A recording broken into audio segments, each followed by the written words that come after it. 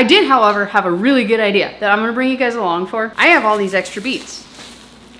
Wanna know what I'm gonna do with them? We're gonna make some beet kvass. Beet kvass is a fermented beet drink. It's really good for your heart. It's really good for your liver. It's really good for all kinds of different things. It's basically more of a tonic than like kombucha is more of like a drink. It technically is kind of a tonic. It's very acidic. It's really good for that for a lot of things that our city is good for. Beet kvass is generally used as more of a tonic, and that's something that I would like to start offering fairly soon for sale, but I don't have my recipe dialed in for it. I have all these beets.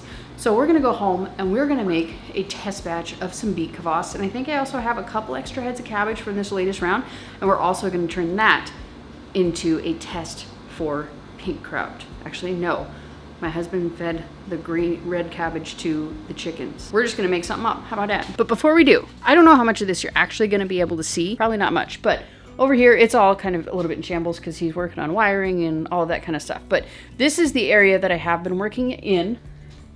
And this is the area that is currently under construction. I don't know how much of this you can see, but it's gonna more than double my space in here. And he's putting up, you know, all the sheetrock, and it's gonna be heated in here. He's gonna be painting the floors and the walls, and everything is gonna be basically a second commercial kitchen in here without like the extra stuff. Like, it's technically gonna be storage. If he or I ever wanted to, we could install like a sink in here and make it like an actual kitchen space area. But I'm super pumped. Originally, the plan was to split this room in two, half kombucha, half sauerkraut. However, he had a really good idea and he's gonna move forward with it. This area here, this is like a homemade walk-in, sort of. It is cooled with AC and a CoolBot. It is temperamental. The new owner is actually going to be putting a walk-in upstairs, and he's going to turn this already insulated and vented room into my hot room for kombucha. It's going to have its totally own separate area. I think it's like 8 by, I want to say like 12 or 15, something like that. And this room is significantly larger. So this is going to be the kraut room. Lots of storage. Going to put bottles, whatever we need to put in here. Extra equipment for when we do actually start to get like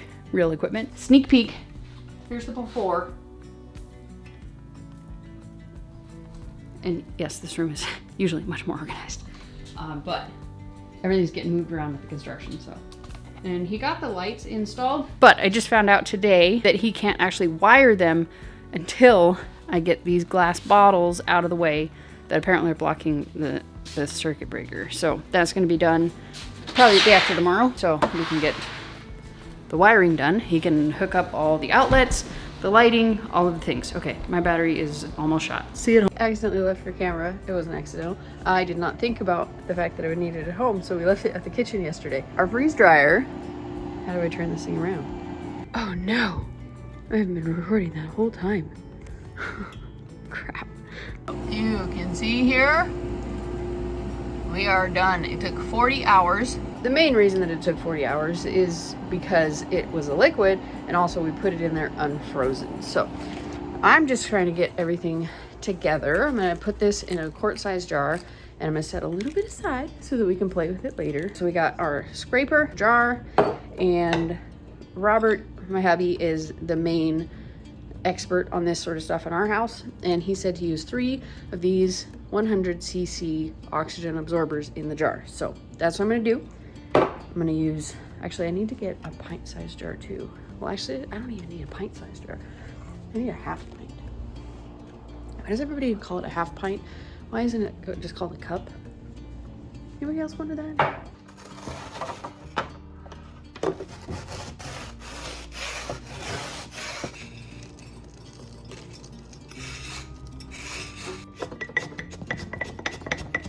If you're not using the liner in your cube freeze dryer that comes with it, twist it back and forth like you would like an ice tray. That did a lot. But it also made it come off in chunks. Like the other one was basically powdered. This did fill up these. So this quart jar. So I'm still gonna put 3 in there. And I'm also gonna put 1 in here, just in case we don't get to our experiments tomorrow. Because my life and my brain are very unpredictable, and you just simply never know what I'm gonna do.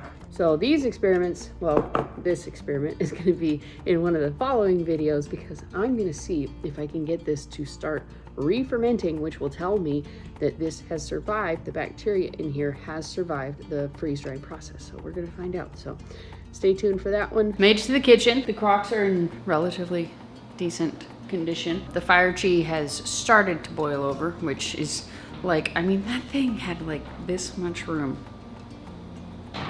This is why I did not do this stuff last night. Our dogs, well, they're not even our dogs. They're literally just stray dogs that we decided to start feeding. They're a bunch of puppies. However, they have decided that they like chicken.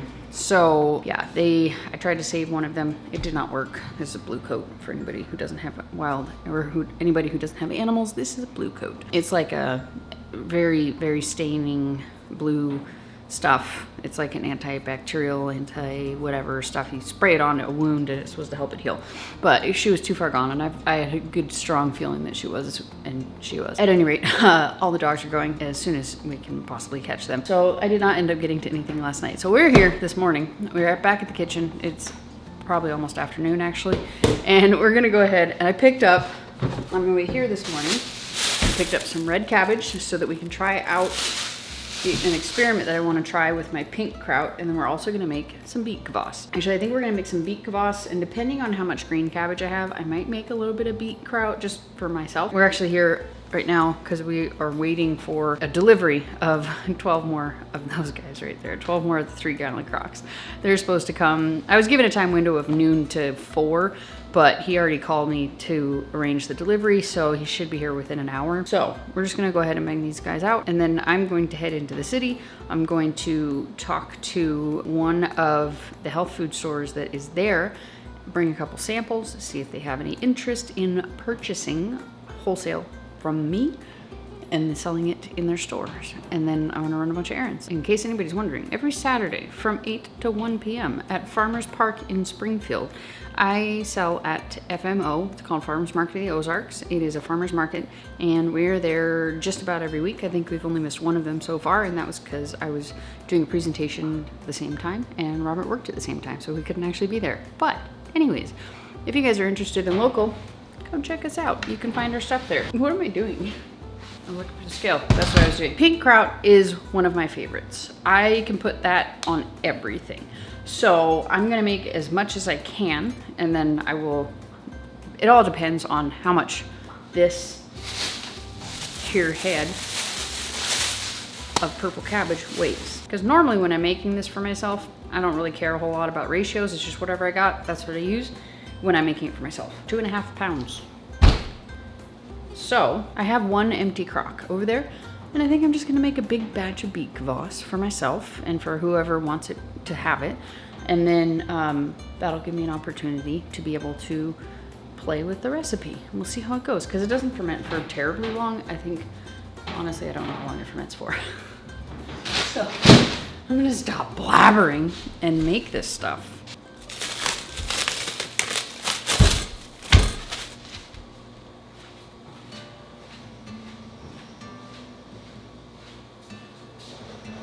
So that thing is just gonna get set aside until later. It needs to extract some liquid and become a little bit softer so I can actually fit it into the 2-gallon size jars that I'm hoping to fit it into.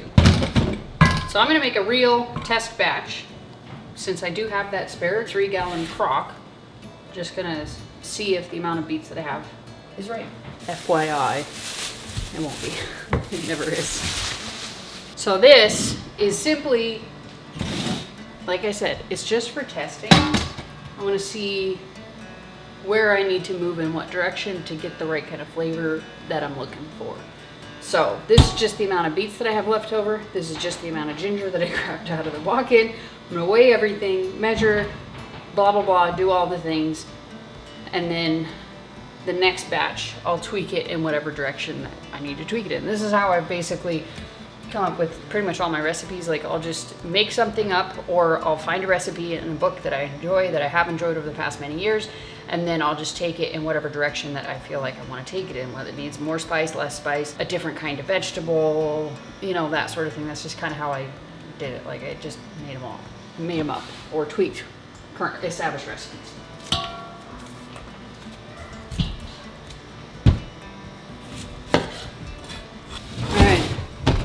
So there's actually a little bit more beets in here than I had intended. Usually you want to be like a third of the way full, but this is probably more closer to not quite half, but pretty close to half. Whatever the heck is between a third and a half. What's that, like 2/5? We're gonna go ahead and top this off with just salt brine, put the lid on it, and let it ferment for a while. I'll check back in with you guys whenever I think this is ready, or if the batch goes bad, which is very likely with something like this. It's very high sugar content. Beets just in general tend to be a very yeasty ferment. So it's very likely, not likely necessarily, but it's certainly heavily possible that it will go bad.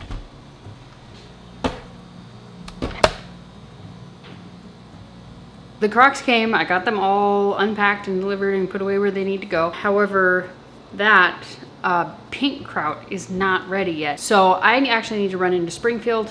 So I'm gonna go ahead and do that, and then when I get back, I'm gonna have to load it for the market and jar that stuff up. It just hasn't had enough time yet. They came very early on in the window, which I'm very thankful for.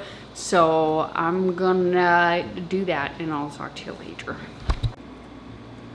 I'm back, and we are ready to jar this guy up. However, we do need to add the apples. I wasn't sure if I should add them in the beginning or at the end. So here we are, adding them at the end. I have no idea how many to put in here, so we just guess.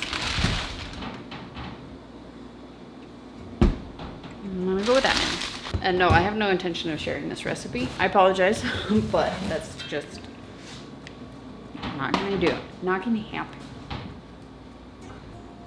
I feel like that'll be enough. And you just cram in the jar like you would anything else. I'm hoping this will only use up 2 jars. Let's see.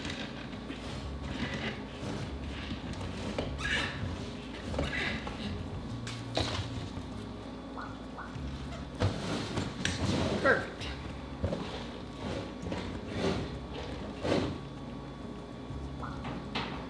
That'll give me enough room to put a weight on top and add a little bit of extra brine. I don't have any weights that fit inside of these gallon-sized jars, so I'm just gonna fill up part of the way a Ziploc bag with some brine in it, put it on top, and then put the airlock on top of it. I did find, I think these are available online. If they are, and you're interested, let me know. But it is basically these little airlock things with the lid for these gallon-sized jars. They don't work on the Azure jars because Azure has a different thread pattern. These ones are a standard gallon-size thread. I have to clean up all of those, and I have to, not all of those, there's like 2 of them that overflowed. I need to clean those up, make sure that I get them all pushed down, and then do another pH reading because I'm obsessive like that. And then I'm gonna head home, have some dinner, and go to sleep because I have to wake up at 4 o'clock in the morning. Thanks for joining me in the Crunchy Cultures kitchen, and we'll see you next time. Peace out, sauerkraut.